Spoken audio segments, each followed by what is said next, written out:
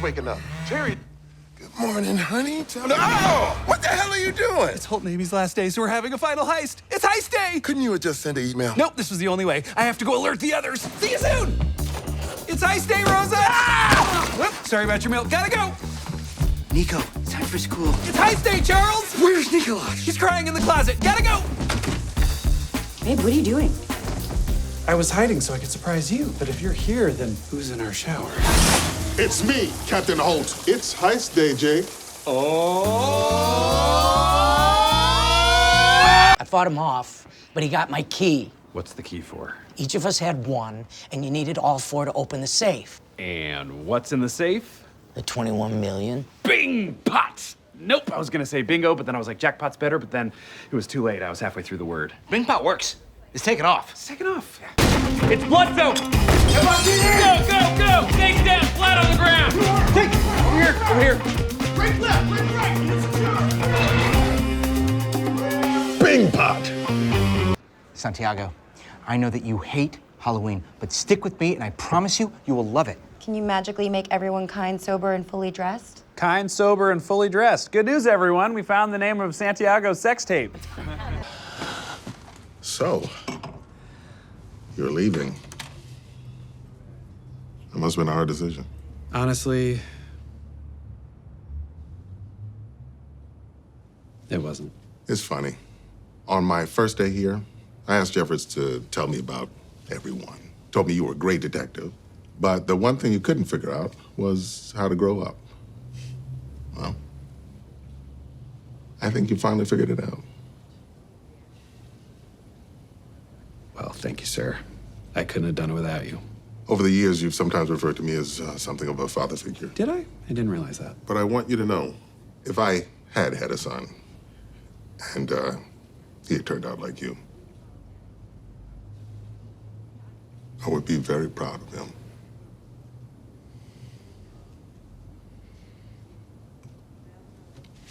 Thank you, sir. Wow. Wasn't expecting to get this emotional. It's not bad for an old robot, huh? Yeep, warp, seep. Sir, did you just make a joke? I believe I did.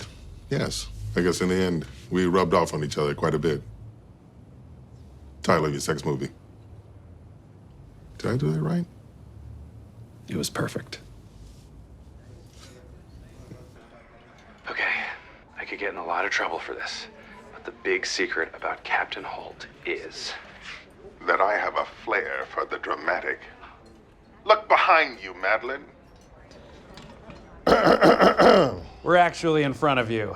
That's my fault. I thought the layout was going to be different. Didn't know how you guys were going to be sitting. I took a chance. Before I came to the 9-9, I was rotting away behind a desk in the public relations department. All I wanted was the chance to do good police work again. I just got it, and I blew it. Thinking about that devil toad. I'm tired of politics. Let's get that punk, Bloodso. This is amazing. Of course, we have no idea where he is, but I love where your head's at. He has no family. Maybe there was a girlfriend or someone he worked with at the coffee shop. The coffee shop. Why would someone who knows they have $21 million coming take a minimum wage job? Because he needed access to that building. Because that's where the money's hidden. All right, we gotta get there quick. Maybe we should take the chopper. Use that chopper. Deathblade, Sidewinder, it's go time. Roger that, wet blanket. No, from now on, call me Velvet Thunder. Okay. All right, fine. Take Bob with you into the panic room. Rosa and I'll find another way out. I'm sure you will, son. You called me son. No takebacks. How will I know to open the door? When you hear me knock the funky cold Medina. I don't know what the funky cold Medina is. Even context clues have failed me. You'll know it's me. We have more than enough evidence to take you and Figures down. You've been played, Bob. It was all a ruse. You don't work with Jake Peralta for 3 years without knowing what the funky cold Medina is. Oh, hell yeah. Ask the guy why you so fly. He said funky cold Medina. Funky cold Medina. Zero rehearsal. So what's our strategy here? I'm thinking maybe we could do the whole thing in character. I'll play Detective Bart Barley, tightly wound, hates violence against animals. And you're my partner, Gerald Jimes, a man who solved every crime but one, the murder of his wife. Peralta, take this seriously. I am. As seriously as you're taking the search for the man who killed Jane Jimes. Your only clue? He wore a yellow sweater. Eh? You're considering it. Let's get in there. Shut up, Ma. Hey, don't talk to Ma like that. Don't you tell me what to do, Louie. Excuse me. Not the rules. John, do something! Excuse me. My wife was murdered by a man in a yellow sweater. It's the one case I can't solve. Don't fight with family. It can all go away so quickly. Sign this? I'm afraid you both have the mumps. Mumps, still a funny word. Are we gonna die? So, you both have the mumps. Sorry to say it's very contagious. You may not want to be here, Detective. Oh, it's cool. I keep up to date on all my vaccinations. I'm immune to stuff you've never even heard of. But not immune to braggadocio. Anyhow, over the next several hours, you will more than likely develop fever, aching, fatigue. Doesn't sound too bad. Also, tart foods will cause intense jaw pain, so you may want to avoid sour candies. What? You may get painful goiter-like swelling in your neck and often extreme testicular discomfort.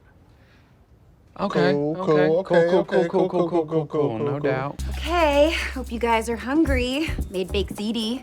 Thought it would be fun to use Garibaldi's ultra-authentic recipe. Oh, great. Pity food. Thank you anyway, but I can cook for myself. Wow. I would roll my eyes so hard right now if it didn't make my brain burn. Okay, Captain, this ends now. I know your pride is hurt, but no one ever took pity on you. All we wanted to do was help you when you were down, because that's what people do when they care about each other. They tell each other lies and invent urgent mysteries that need to be solved. Come up with excuses to spend time together, like trivia nights or folk art festivals. Or working old-ass cases with their mumpy boy Jake. Back to you, Amy. We're doing great. You're gonna eat this ziti, and you're gonna appreciate it, and you're gonna grow the hell up. Okay. You're right. I'm sorry for the way I acted. I can't wait to eat your food. Oh, it is revolting. Wow. Have you learned nothing? Oh, God! That is worse than the mumps, Amy. I told you not to lie. What were you thinking? I thought it would work. And I wanted to be the one that got him. Is this about your ego? Are you that desperate for everyone to know how great you are? It's not about everyone, okay? It's just, I wanted you to know. Oh my God. I got it. He's not answering any questions. That's okay, I have no questions. That's right. I'm about to monologue, son. Better make it quick. You only got 8 minutes. All right, then let me paint you a picture. I'm Philip, a successful periodontist that's become addicted to diazepam, a sedative I take because I'm junkie scum. Also, for real, addiction is a disease I would be super empathetic if you hadn't murdered a man. What is the point of this? I'll get there. So, one day I'm working late when my boss Robert surprises me. He found out I was stealing meds. Again, junkie scum. Also, again, not your fault, there's a major genetic component to addiction. He says he's gonna file a police report. I could lose my license. We fight and something in me just snaps. So I grab the first thing I can find and I hit him with it. You still have no murder weapon. I do now. Here's a pic I found on Yelp of the surgical suite 6 months ago, and here's a shot that our crime scene photographer took of the same room 2 weeks after the murder. Notice any differences? We're not answering that. That's all right, I can just tell you myself. The Yelp shot has 6 of these heavy-looking glass awards from the Brooklyn Periodontics Society in the background, whereas this shot only has 5. What happened to number 6? You murdered Robert with it. I didn't. You lost all control and you bludgeoned him to death. There must have been blood everywhere, but you got lucky.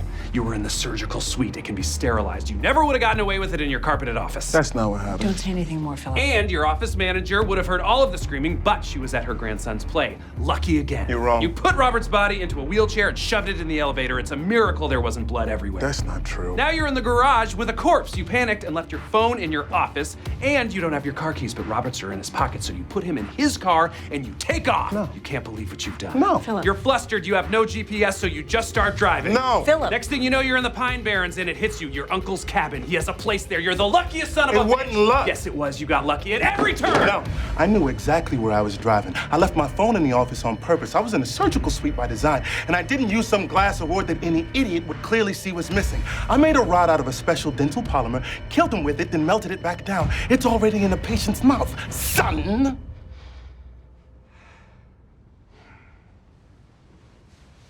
Oh, damn.